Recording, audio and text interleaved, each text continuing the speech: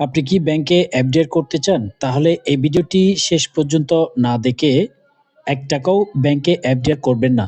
কারণ ২০২৬ সালে বাংলাদেশে সব ব্যাংক কিন্তু সমান নিরাপদ নয়। কোথাও টাকা রাখলে সুদ পাবেন ঠিকই, কিন্তু আসল টাকাটা ফেরত পাওয়া যাবে কিনা সেটাই হচ্ছে আসল প্রশ্ন। আজকের ভিডিওতে আমি আপনাদেরকে দেখাবো কোন ব্যাংকগুলো ২০২৬ সালে এফডিআর করার জন্য সবচেয়ে বেশি নিরাপদ, কোন ব্যাংকগুলো এড়িয়ে চলা উচিত, আর কিভাবে ঝুঁকি ছাড়াই আপনারা এফডিআর করতে পারবেন। ভিডিওটি আপনাদের জন্য তৈরি করা হয়েছে। ভিডিওটি শেষ পর্যন্ত দেখুন, আপনার লাখ লাখ টাকা বাঁচাতে পারে আপনার এই ভিডিওটি।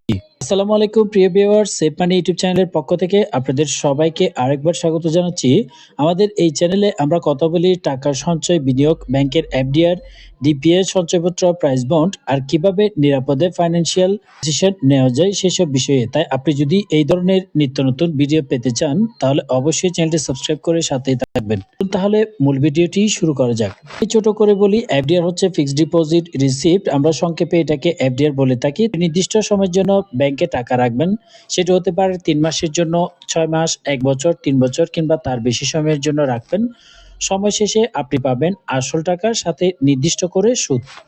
কিন্তু সমস্যা হচ্ছে, শুধু বেশি সুদ দেখলেই ব্যাংক বেছে নেওয়া উচিত না।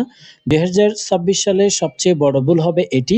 আপনি যদি শুধুমাত্র এফডিআর এর বেশি ইন্টারেস্ট দেখে ফিক্সড ডিপোজিট করতে চান, সেটাই হচ্ছে ২০২৬ সালের সবচেয়ে বড় ভুল। তবে এই ভুলটা আপনারা করবেন না। ২০২৬ সালে বাংলাদেশ ব্যাংকের সেক্টরে ৩টি বড় বিষয় খুবই গুরুত্বপূর্ণ। যেমন ১ নম্বর হচ্ছে ক্যালাফিরিন, লিকুইডিটি সমস্যা, অতিরিক্ত সুদের লোভ। অস্বাভাবিক বেশি সুদ দেয়, বেশিরভাগ সময় তারা ডিপোজিট আনার জন্য দিয়ে থাকে। তাই আজ আমি শুধু বেশি সুদ না, নিরাপদ ব্যাংক নিয়ে কথা বলবো। এখন আসি মূল তালিকায়। এই ব্যাংকগুলো তুলনামূলকভাবে নিরাপদ। বাংলাদেশ ব্যাংকের নজরদারিতে ভালো অবস্থানে রয়েছে এবং সাধারণ মানুষের আস্থা আছে এইসব ব্যাংকে। ১ নম্বরে ব্যাংক হচ্ছে সোনালী ব্যাংক, জনতা ব্যাংক, অগ্রণী ব্যাংক। এগুলো সরকারি নিরাপত্তা সবচেয়ে বেশি এই ৩টি ব্যাংক। এছাড়াও রয়েছে BRAC bank, Dutch Bangla bank, city bank, eastern bank, prime bank, IFIC bank, Pubali bank. এই ব্যাংকগুলোতে হয়তো সুদ ১০ থেকে ১১%, কিন্তু নিরাপত্তা অনেক বেশি। কোন ব্যাংকগুলো থেকে সতর্ক হতে হবে বা সতর্ক থাকতে হবে? আমি কোনো ব্যাংকের নাম খারাপ বলবো না, কিন্তু সতর্ক থাকবেন যদি অস্বাভাবিক বেশি সুদ দেয়, মেয়াদ ভাঙাতে সমস্যা হয়, শাখায় গেলে টাকা তুলতে বেশি দেরি হয়, তাহলে এই ব্যাংকগুলো থেকে আপনারা অবশ্যই সতর্ক থাকবেন।